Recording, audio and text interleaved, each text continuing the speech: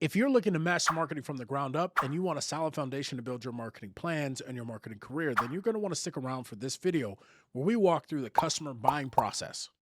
How are regular folks like you and I that aren't blessed with massive marketing budgets supposed to compete in spaces that take a ton of money, a ton of time, and a ton of resources, all while trying to stay sane? That's the question. And on this podcast, we're here to help you find answers. Welcome to the Marketing Stuff Podcast. All right, so this is the 6th video of this foundation to marketing. Today, we're going to be getting into the customer buying process, and we have 6 objectives for this video. So we're going to articulate the steps in the consumer buying process. We're going to describe the difference between functional and psychological needs, describe the factors that affect information search, describe post-purchase outcomes, list the factors that affect the customer decision process, and then describe how the involvement of influencers impact the customer decisions. So learning objective 1, articulating the steps of the consumer buying process. So there's 5 steps: need recognition, information search, alternative evaluation, purchase and consumption, and then post-purchase. Okay. So the first step in our buying process, and the good news about these is that the process is so inherent to everything that we do as marketing professionals or someone looking to learn marketing, they should make sense. The first step in the customer buying process is need recognition. And this is just when your customer has to come to the realization that they have an unsatisfied desire or motive. And so for our purposes here, it's important that we're going to define desire as a strong feeling of wishing for something. And this feeling can be related to both needs and wants. And the importance here is that this desire is something that I want to fulfill. We're not trying to determine if it's a need or a want when we say desire. So a want is a good or service that is desired but not necessarily needed, and a need is a requirement for survival. We can further define that as a need is the basic thing that satisfies the need or survival, and a want is anything that is above that need. And so think about this for the decisions that you make on a daily basis. A need is food, right? And we could say that maybe we can survive off bread and water alone. And so your need is bread and water. Your want is bread, water, and cheese. Your want is a sandwich. And so think about it in that terms of like, what is the bare minimum that it takes to survive? Need. Anything above that is a want. Okay. And so there's tons of debate around what is a need, what is a want. But for our purposes, we can think about something that I have to have in order to survive is a need, and anything that I have above that is a want. These relate to this idea of the Maslow's hierarchy of need. Now, the challenge here, I would say, is when we talk about needs and wants, I would say what we're really getting at here is at each level, there is a certain level of need around esteem. And when I've achieved that basic need for esteem in order to survive, anything above that is a want. And so I like to make sure that it's really clear that when we say needs and wants in a general sense in marketing, we're not talking about is anything specific on the Maslow's hierarchy of needs. This will come back, so I'm not going to spend a ton of time here, but as we scroll down, we'll get into this a little bit more. So describe the difference between function and psychological needs. So functional needs are the basic need a product or service must satisfy. So again, this is that bare minimum. Psychological needs is the personal gratification that we get when we're associated with a product or service. And I believe, so down here, if I have to commute back and forth to work, back and forth to school, to and from the grocery store, my functional need is sufficed with a vehicle. Any vehicle. Matter of fact, we may even say that my functional need can be satisfied by walking because I may be able to walk and get there. My psychological need is satisfied by something a little bit greater. And that is a nicer vehicle that helps me associate with the product or service that I want to be connected to. So when we talk about this idea of functional versus psychological needs, I would say this car on the left is functional. Psychological is the car on the right. It's nicer. It has good-looking wheels. Just a good-looking car that if I pull up, I may not be embarrassed. Now this is a car. And so when we start thinking about this, that's when this idea of the Maslow's hierarchy of needs really starts to come into play. Is the thing that I'm getting, does it satisfy my basic desire? Or is it something more in order for me to achieve maybe some psychological benefit? The car, me to get around, may satisfy safety need. because now I can get employment. I feel secure in life. I can get the resources that I need. I can go to the doctor's appointment to achieve health, and I own property. But when I start to pay more for a vehicle than what it takes for me to satisfy that need, now maybe I'm purchasing it because of respect, self-esteem, and status. Let's keep going. So learning drift 6, describe the factors that affect information search. So when we think about the steps, so I have my need recognition, and then I go to find information to fill the gap that I have when it comes to making my decision about satisfying my goal or desire, my desire.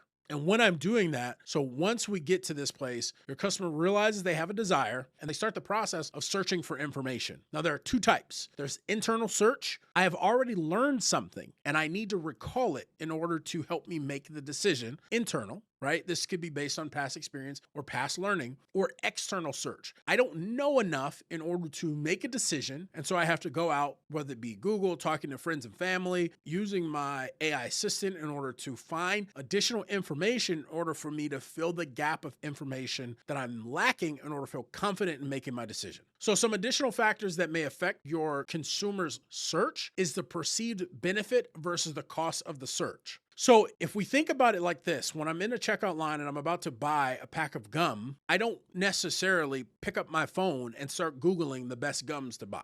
Most of us, if we saw somebody doing that and considering the pros and cons of the 30 different packs of gum, we'd be like, dude, it's a pack of gum, just pick one. Because the perceived value of doing the search is really low compared to the cost. But a similar decision of now I have to maybe something like I'm buying toothpaste and I have really sensitive teeth. Really? Really?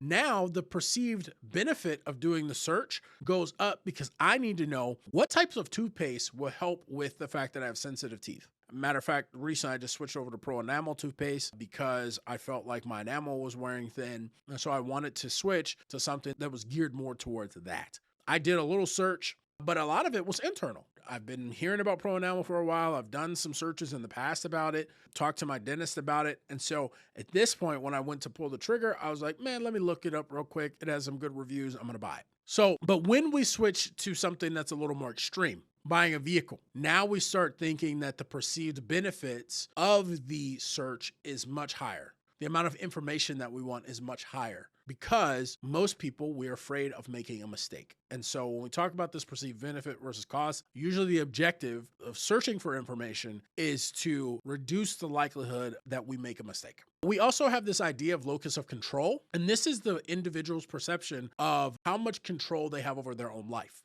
So if somebody has a high internal locus of control, they believe they control their own destiny. I get what I deserve, and then I make it happen. If you have a high external locus of control, I never get what I deserve. I don't make it happen. Things happen to me, and my destiny is predetermined. These two, we can put them on opposite ends of the spectrum and say, if I have a high internal locus of control, I'm more likely to search longer when compared to someone with an external locus of control.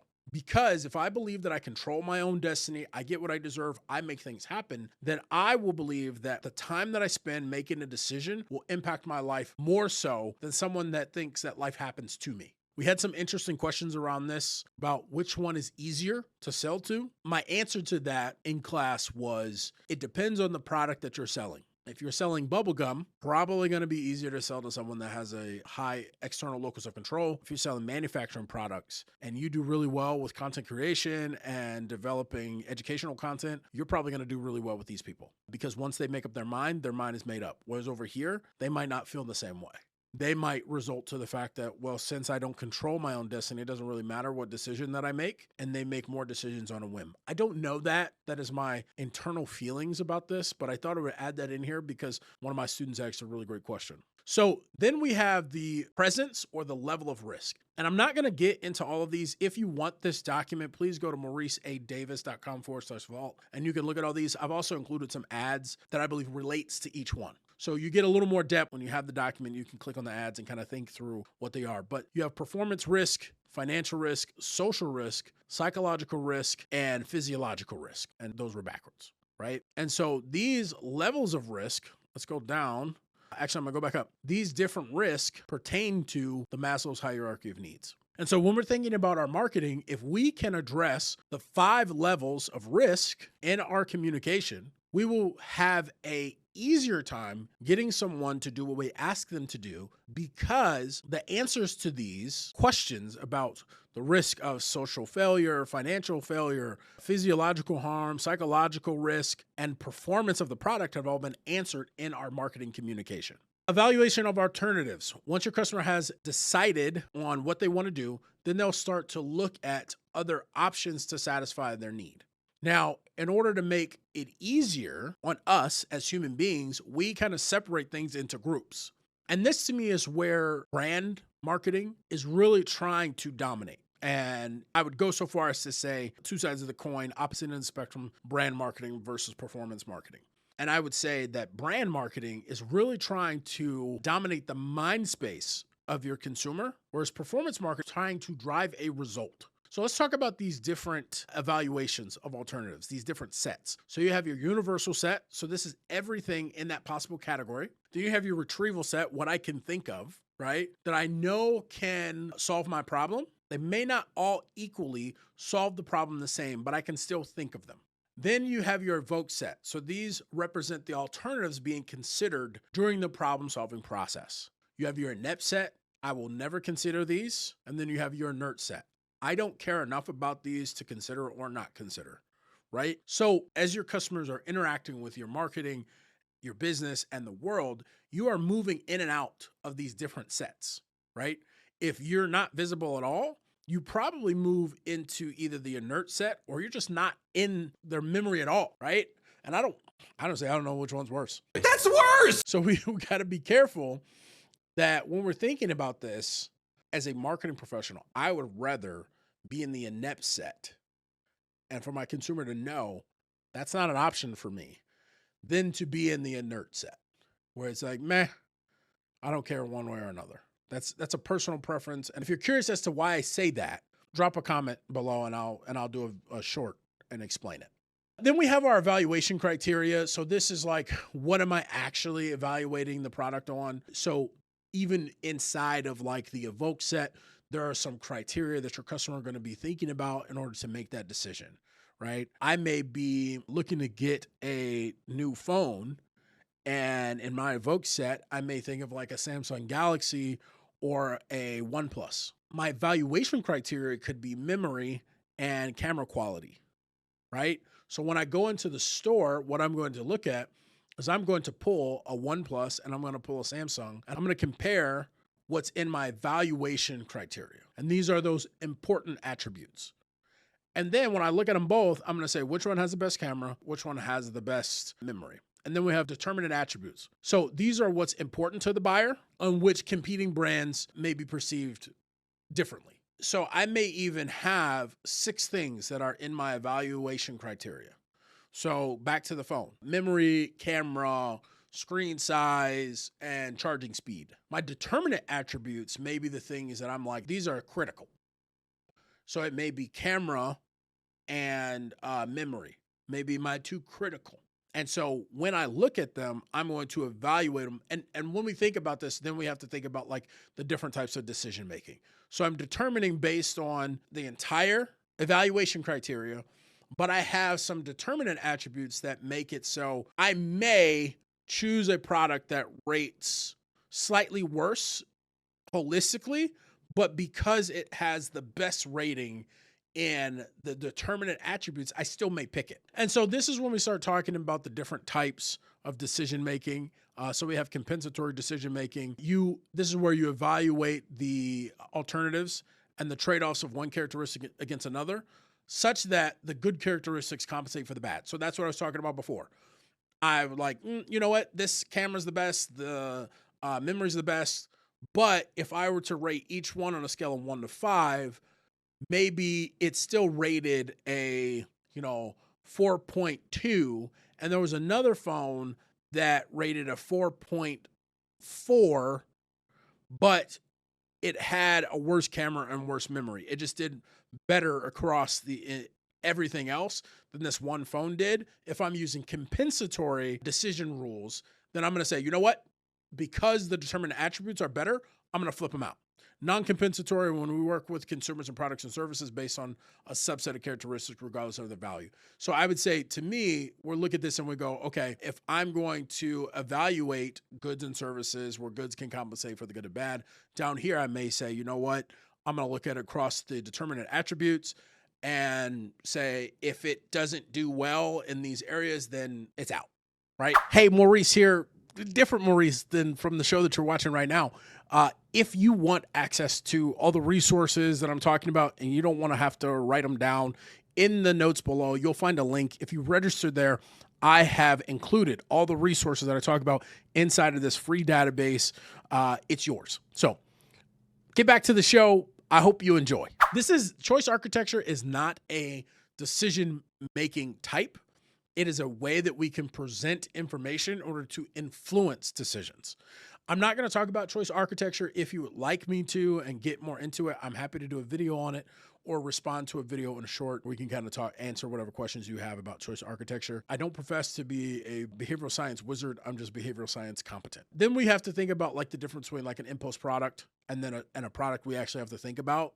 And so all of these here, right, would be what I would say are impulse products. They tend to be low cost, commonly purchased items that don't require much decision. One of the interesting things about impulse products is that when we think about choice architecture, how the decisions are placed in front of you or the consumer, it will heavily impact the likelihood of the success of the product. Okay. If you want to dive into that a little bit more, I've linked a couple of articles or studies here. Those are available to you, mauriceadavis.com/vault. Then we have purchase and consumption. So after the consumer has reviewed the alternatives, they're ready to buy. In business, we often use conversion rates in order to determine our measure of success. And if you recall back in, I believe, chapter 2, we talked about like this idea of moment of truth. This is when we get to the second moment of truth. The consumer's actually consuming that product that they've purchased. Purchase would be first moment of truth. Consumption would be second moment of truth. Okay. All right.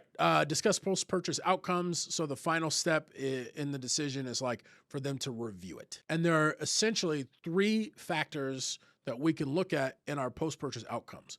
We can talk about customer satisfaction or the ability of the business or product to meet the customer expectations. In order for us to do that, we have to build realistic expectations, stand behind our product, encourage customer feedback, and thank the customer for their support every now and then.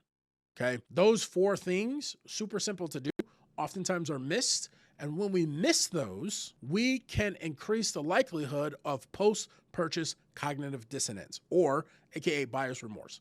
So doing items above, right, the 4 above, will decrease the likelihood of post-purchase cognitive dissonance.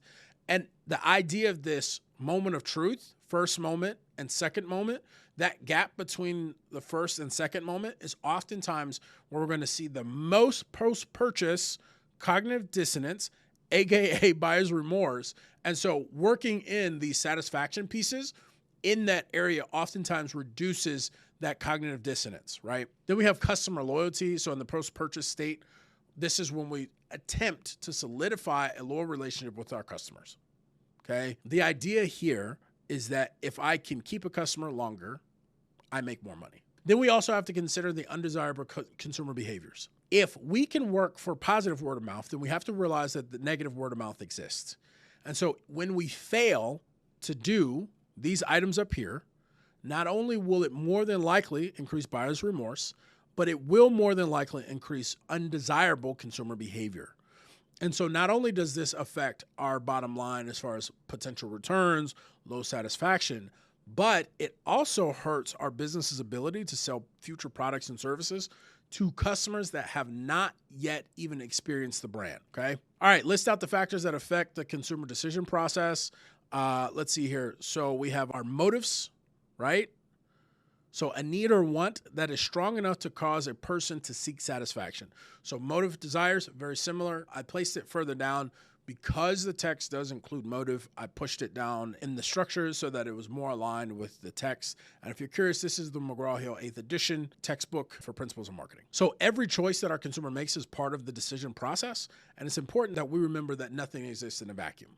But when they're making these choices, what they're looking to do is satisfy their motives. Okay, marketing mix we talked about in previous chapters, okay?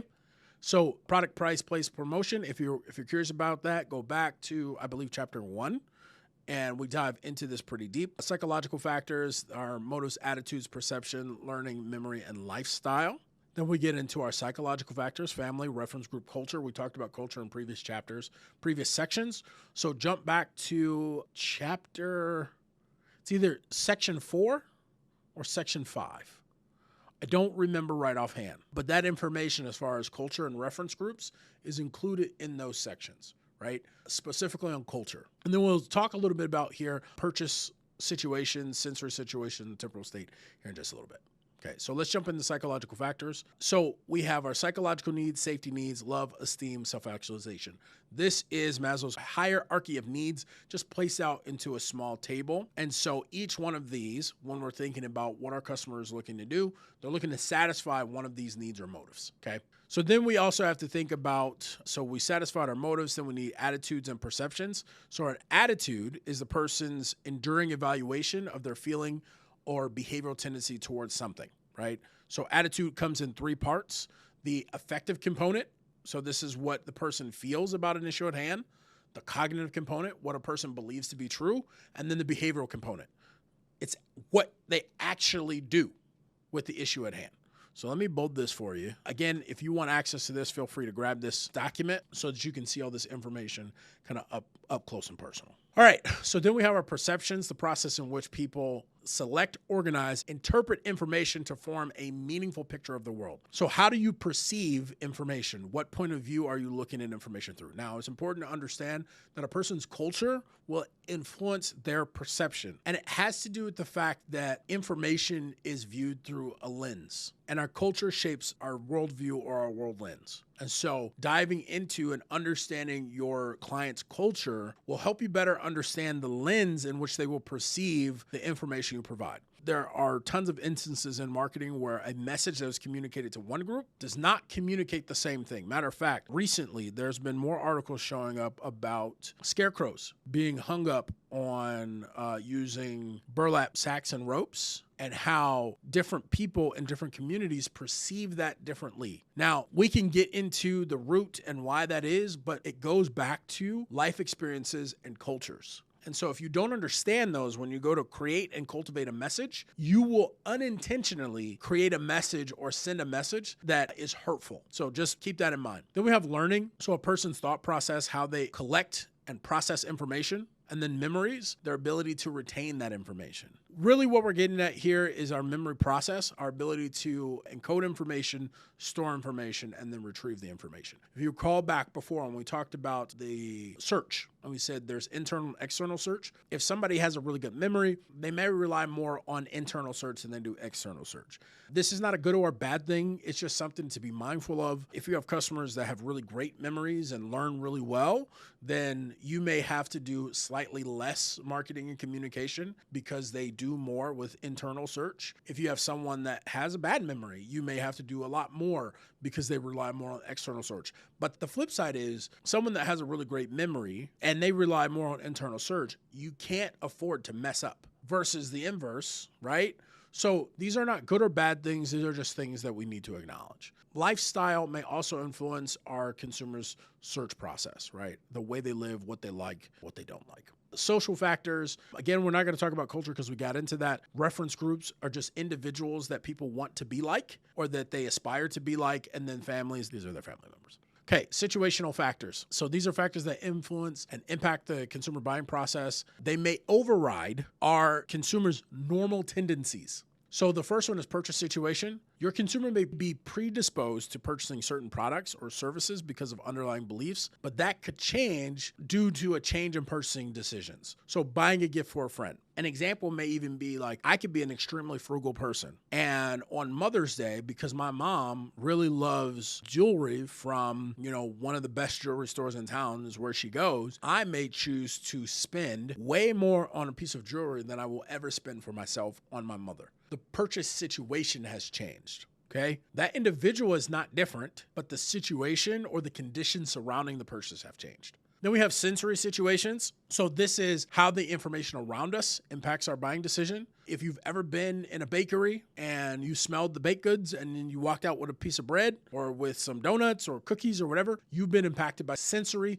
situations. You may not have intended to purchase that, but because it looked good, it smelled good, and maybe you even got a chance to taste it, you ended up buying it. Another example that you may see is, I haven't seen it a lot lately, but I also haven't been to the mall a ton. If you are in a food court and you see folks handing out samples, that is them trying to influence the sensory situation in which you are purchasing. So there are 5 parts: visual, auditory, olfactory, tactile, and taste. These are just our senses. There's not much here to talk about. It's just something that as a marketing professional, especially if you're working with food establishments that have the ability to influence the olfactory or the sensory situation, we want to take full advantage of that. Because the better we can do with that and changing the sensory situation, the more likely we are to convince the consumer to buy their products or services. Temporal state, this is just time of day, right? Maybe time of year. It has more to do with timing than anything else.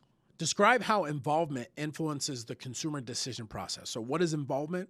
Involvement is the consumer's interest in a product or service. When we think about involvement, this is the involvement likelihood model. It is the likelihood you will think about a message or a situation more deeply. So there are 3 pillars of the elaboration likelihood model. There's the motivation, ability, and opportunity. All 3 of these have to be present in order for you to dive into a message or situation more deeply. When one of these is sacrificed, then more than likely you will either not make the decision at all, or you will default to a low involvement process of making a decision. And we'll share some of these here. So you have your extended problem solving. We can think about these as being high involvement. So this is when the purchase decision requires a considerable amount of time. We can also say that this has to do with the likelihood of risk. As the likelihood of risk goes up, the need for a higher involvement will also go up. And so car purchases, high involvement in most cases. Home purchases, high involvement in most cases. Deciding to go into business with somebody, typically high involvement in most cases, right? Limited problem solving, these are decisions that call for a most moderate amount of consideration. And the reason why I kept saying most cases, as far as like car purchases, house purchases, whatever, a car purchase may be limited problem solving because you buy the same type of car all the time. You've taken what was originally an extended problem solving situation and you've moved it to limited because now you still have to think about it. But I already know that I'm going to buy, maybe I always buy Fords. I know I'm going to buy a Ford. I know I'm going to buy a sedan. And so there's 2 or 3 that I'm going to consider.